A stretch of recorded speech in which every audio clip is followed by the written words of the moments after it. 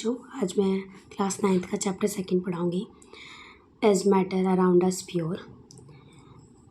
Matter की definition मैं chapter 1 में आपको बता चुकी हूँ। Anything that occupy the space and has a mass is called the matter. तो इसकी डेफिनेशन जनरली आती है जो मैंने चैप्टर 1 में बता दी, इसलिए यहाँ पे नहीं लिखी है। नेक्स्ट है, मैटर को 2 पार्ट में डिवाइड किया गया, प्योर सब्सटेंस और इम्प्योर सब्सटेंस, मतलब मिक्सचर। प्योर सब्सटेंस की डेफिनेशन क्या होगी?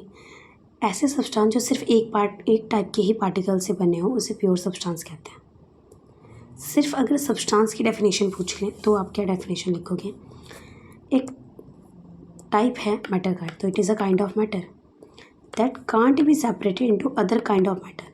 आप दूसरे टाइप के मैटर में सेपरेट नहीं कर सकते by any physical process is called the substance. तो एनसीईआरटी ने सब्सटेंस और प्योर सब्सटेंस दोनों की डेफिनेशन पूछ रखी है, तो आप यहाँ से लिख सकते हो वहाँ पे क्वेश्चन में। एंड जनरली एनसीईआरटी के क्वेश्चन आंसर में होमोजीनस हेट्रोजीनस में ही पूछ रखे हैं डिफरेंस, और वैसे 1 नंबर या 2 नंबर में इसमें पूछते हैं। तो एक्चुअली मिक्सचर होता क्या है पहले तो ये पता होना चाहिए। व्हेन 2 और मोर सब्सटेंस मिक्स टुगेदर, जब 2 या 2 से ज़्यादा सब्सटेंस को एक साथ मिलाते हो किसी भी रेशो में, एनी रेशो, इस एनी वर्ड पे फोकस करना। अगर यहाँ पे फिक्स्ड आ गया तो उसे हम कंपाउंड कहेंगे, और अगर एनी वर्ड है तो मतलब मिक्सचर है। 2 टाइप के होते हैं, होमोजीनस और हेट्रोजीनस। होमोजीनस मिक्सचर का मीनिंग है यूनिफॉर्म कंपोजिशन। इनका कंपोजिशन यूनिफॉर्म होता है, मतलब मिक्स अच्छे से हो रहे हैं, प्रॉपरली हो रहे हैं जो भी आप पार्टिकल मिक्स कर रहे हो एक सॉल्यूशन के अंदर। Next heterogeneous, non uniform composition होता है, मतलब जनरली आपको इसमें पार्टिकल्स मिक्स नहीं होते अच्छे से। इनमें विजिबल बाउंड्रीज होगी of separation, no visible boundaries of separation between various constituents. मतलब आपको इसमें कोई विजिबल बाउंड्री नहीं दिखेगी, मतलब एक सब्सटेंस अलग नहीं दिखेगा। But in case of heterogeneous आप ये नो वर्ड हटा देना, सेम डेफिनेशन लिख देना, has visible boundaries of separation between various constituents. जैसे कि आप नॉर्मली, इसमें मैंने एग्जांपल लिखा कोलाइडल सॉल्यूशन, सस्पेंशन में लिखा ट्रू सॉल्यूशन। वैसे अगर आपको एग्जांपल देना है तो नॉर्मली आप लिख सकते हो शुगर वाटर सॉल्यूशन। तो शुगर को अगर वाटर में मिक्स करते हो तो जनरली वो आप उसमें कोई डिस्टिंक्ट बाउंड्री नहीं दिखेगी, अलग से बाउंड्री नहीं दिखेगी कि चीनी यहाँ है पानी यहाँ है, तो ये होमोजीनस है। लेकिन हेट्रोजीनस में फॉर एग्जांपल आप ऑयल और वाटर को मिला दो, ठीक है, तो ऑयल तो साफ दिख रहा है ना, ऊपर है और नीचे वाटर है, तो एक डिस्टिंक्ट बाउंड्री दिख रही है, इसलिए हमें इसमें मैं कह रही हूँ ये हेट्रोजीनस मिक्सचर है, क्योंकि इसके अंदर एक अलग सी बाउंड्री दिखेगी। 2 सब्सटेंस में आप इजली डिफ्रेंशिएट कर सकते हो। नेक्स्ट वन, अब प्योर सब्सटेंस को डिवाइड कर रखा है एलिमेंट और कंपाउंड, मतलब इसके 2 टाइप हैं, एलिमेंट और कंपाउंड। इन दोनों में डिफरेंस पूछ लेते हैं जनरली। तो एलिमेंट जिसे आप can not be broken into simpler substance, simpler substance में हम ब्रोक नहीं कर सकते। कंपाउंड क्या है, आप सिंपलर सब्सटेंस में ब्रोक कर सकते हो। ये सिमिलर काइंड ऑफ आइटम से बने होते हैं, जैसे कि आयरन, कॉपर एक्सेट्रा लिखा है मैंने, आप कुछ भी लिख देना, पोटेशियम, सोडियम, सल्फर, कुछ भी। लेकिन कंपाउंड 2 डिफरेंट से बने होते हैं, सेम डेफिनेशन लिख देना, consist of different kind of atoms. Okay, example है जैसे वाटर, कार्बन डाइऑक्साइड, देखो यहाँ पे हाइड्रोजन पे ऑक्सीजन, तो 2 डिफरेंट एलिमेंट हो गए, तो ये कंपाउंड बना रहे हैं, ठीक है। नेक्स्ट वन, ये generally NCERT word Robert Boyle, जिसने एलिमेंट की टर्म यूज़ की थी 1661 में। एंटोइन लॉरेन लेवोजियर, जिसने एलिमेंट को डिफाइन किया था। नेक्स्ट है मरकरी, 1 नंबर का फेवरेट क्वेश्चन। मरकरी ओनली एक ऐसा मेटल है जो लिक्विड है एट रूम टेम्परेचर। मरकरी का सिंबल होता है कैपिटल H स्मॉल g। इसके बाद होता है एलिमेंट को कितनी कैटेगरी में डिवाइड कर रखा है, ठीक है। एलिमेंट को 3 कैटेगरी में डिवाइड किया, मेटल, नॉन मेटल, मेटेलॉइड्स। अब एलिमेंट एनसीईआरटी कहती है नॉर्मली कि 100 से ज़्यादा एलिमेंट डिस्कवर हो चुके हैं, जिसमें 92 नेचुरली अक्रिंग एलिमेंट्स हैं। ज़्यादातर एलिमेंट्स जो हैं वो सॉलिड नेचर में दिखेंगे, आपको मेनली सॉलिड्स ही दिखेंगे। 11 एलिमेंट्स हैं जो गैसेस फॉर्म में है रूम टेम्परेचर पे, और लिक्विड का मैंने एक मरकरी बता दिया। दूसरा है नॉन मेटल में ब्रोमीन है, जो एक नॉन मेटल है, लिक्विड है रूम टेम्परेचर पे। नेक्स्ट है मेटल की प्रॉपर्टी, नॉन मेटल की प्रॉपर्टी लिखी है मैंने। मेटल की प्रॉपर्टी, ये लस्ट्रस होते हैं, मतलब ये चमकते हैं। मैलिएबल, मतलब आप इसे एक शीट में कन्वर्ट कर सकते हो। डक्टाइल मतलब एक थिन वायर में कन्वर्ट कर सकते हो। सोनरस मतलब ये साउंड प्रोड्यूस करते हैं। ये गुड कंडक्टर होते हैं इलेक्ट्रिसिटी एंड हीट के। एग्जाम्पल है silver, gold, iron etcetera. Next है नॉन मेटल। मैंने इसमें डिफरेंस फॉर्म नहीं लिखे हैं क्योंकि जनरली इसके अपोजिट है।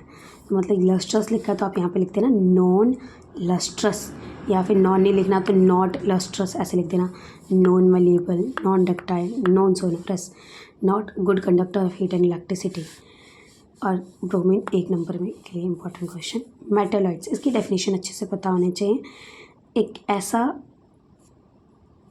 सब्सटेंस जो मेटल नॉन मेटल दोनों की प्रॉपर्टी शो करता हो उसे हम मेटलॉइड्स कहते हैं। Example boron, silicon, germanium. इसके एग्जाम्पल याद रखना। इसके एग्जाम्पल नॉन मेटल के भी हैं, ऑक्सीजन, फॉस्फोरस याद कर सकते हैं। नेक्स्ट कोई 2 याद कर लेना सफिशिएंट होते हैं। नेक्स्ट वन है सॉल्यूशन। सॉल्यूशन जो 2 टाइप के होते हैं, सैचुरेटेड, अनसैचुरेटेड। सॉल्यूशन की डेफिनेशन क्या होती है? एक होमोजेनस मिक्सचर है 2 और मोर सब्सटेंस का। जैसे कि मैंने सोडा वाटर एग्जांपल दिया है। सोडा वाटर के अंदर कार्बन डाइऑक्साइड सॉल्यूट है और वाटर सॉल्वेंट है। ऐसे पूछ भी सकते हैं क्या सॉल्यूट है क्या सॉल्वेंट है। इसके 2 कंपोनेंट होते हैं, एक होता है सॉल्यूट, एक होता है सॉल्वेंट। सॉल्यूट क्या होता है? सॉल्यूट वो सब्सटेंस है जिनकी कम क्वांटिटी होती है एक सॉल्यूशन के अंदर। फॉर एग्जांपल आपने नींबू पानी बनाया तो पानी जो है वो ज़्यादा है लेकिन चीनी तो कम है ना, तो चीनी सॉल्यूट हो गई और वाटर जो है वो सॉल्वेंट हो गया। तो यहाँ पे मैंने सेम डेफिनेशन नीचे लिखना है, लेस की जगह मोर लिख देना। जो ज़्यादा क्वांटिटी में होता है सॉल्यूशन के अंदर उसे कहते हैं। नेक्स्ट वन है मैंने सॉल्यूशन का और एग्जांपल दिया है एयर। एयर में ऑक्सीजन कितने परसेंट है? 21। नाइट्रोजन कितने परसेंट है? 78%। जनरली पूछते भी हैं एयर एक होमोजेनस मिक्सचर है हेट्रोजेनस, तो एयर सॉल्यूशन होमोजेनस है तो उसी का एग्जांपल है, होमोजेनस ही होगा, तो एयर एक होमोजेनस मिक्सचर है। टिंक्चर ऑफ आयोडीन, 1 मार्क्स का favourite question. Tincture of iodine किसे कहते हैं? जब आयोडीन को आप अल्कोहल में मिला देते हो या फिर आयोडीन अल्कोहल के मिक्सचर को टिंक्चर ऑफ आयोडीन कहते हैं। इसमें आयोडीन जो है वो सॉल्यूट है, आयोडीन सॉलिड फॉर्म में है। अल्कोहल जो है मैंने नहीं लिखा क्योंकि सॉल्यूट है, ये तो सॉल्वेंट होगा जनरली। नेक्स्ट है कंसनट्रेशन ऑफ सॉल्यूशन। क्या होती है? ये डिफाइन करती है कि अमाउंट ऑफ सॉल्यूट कितना परसेंट है एक सॉल्यूशन के अंदर, उसे हम कहते हैं कंसनट्रेशन ऑफ सॉल्यूशन। जैसे फॉर एग्जांपल मैंने कहा चीनी पानी का आपने मिक्सचर बनाया, उसके अंदर जो चीनी है उसका कितना अमाउंट है वाटर के अंदर, उसे हम उसके कहेंगे कंसनट्रेशन।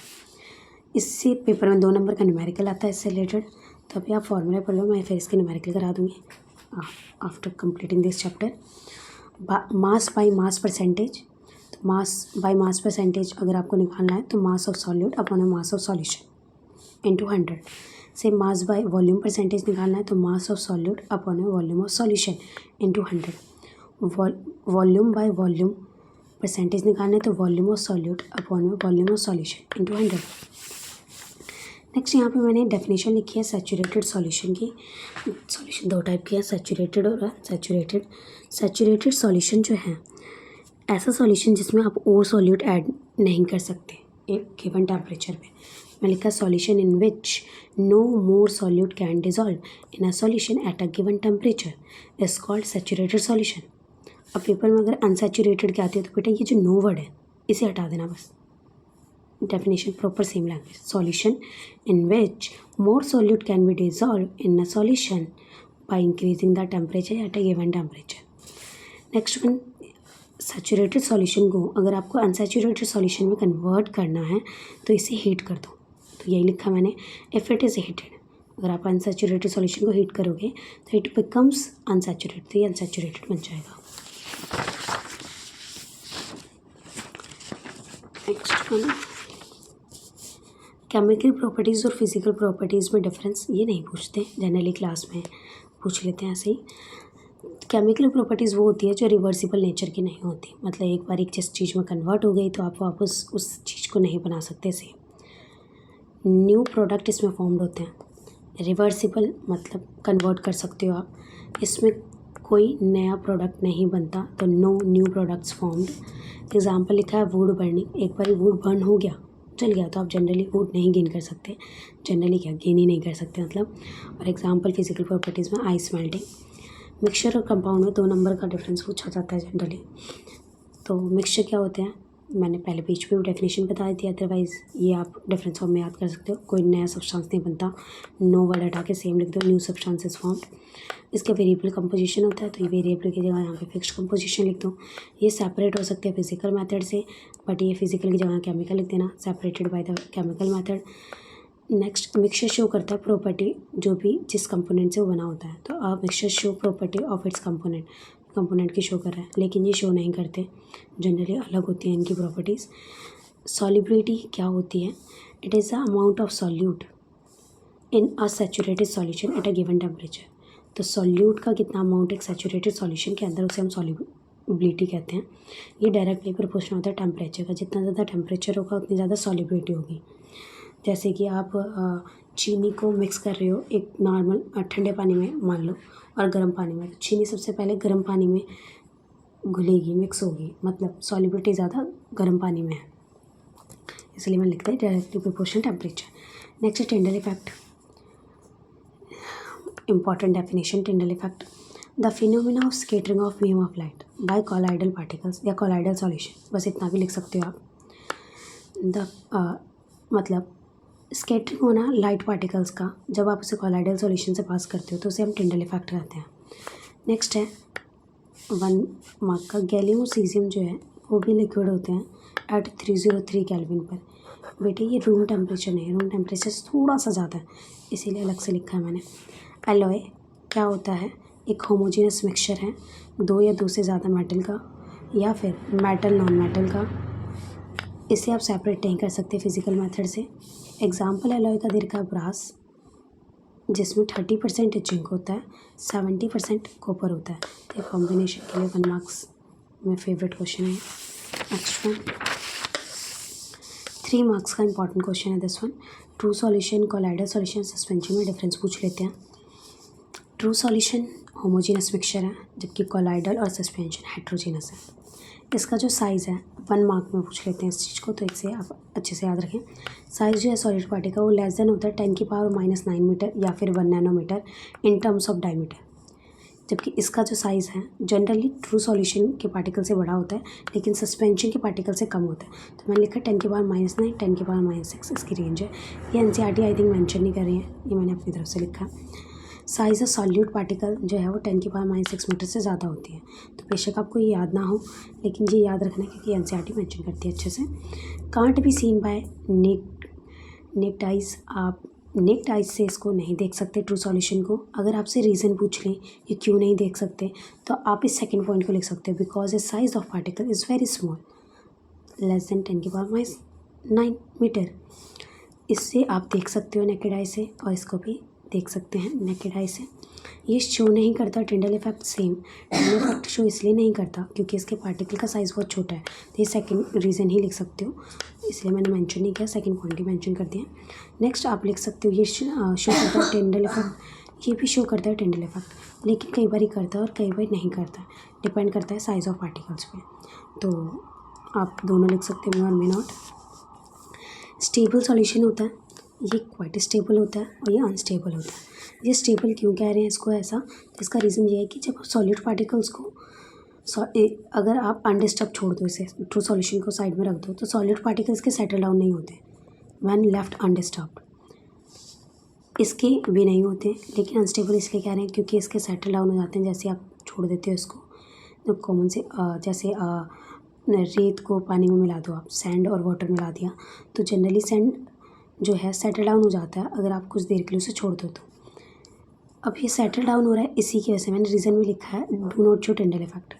सेटल डाउन हो रहा है तो अब पार्टिकल्स के बीच में है, स्कैटरिंग नहीं है, तो आप 2 रीज़न लिख सकते हो। अगर सेटल डाउन हो गया तो टिंडल इफेक्ट शो नहीं करेगा, नहीं हुआ तब तक करेगा, इसलिए मैंने मे और मे नॉट दोनों लिखे हैं।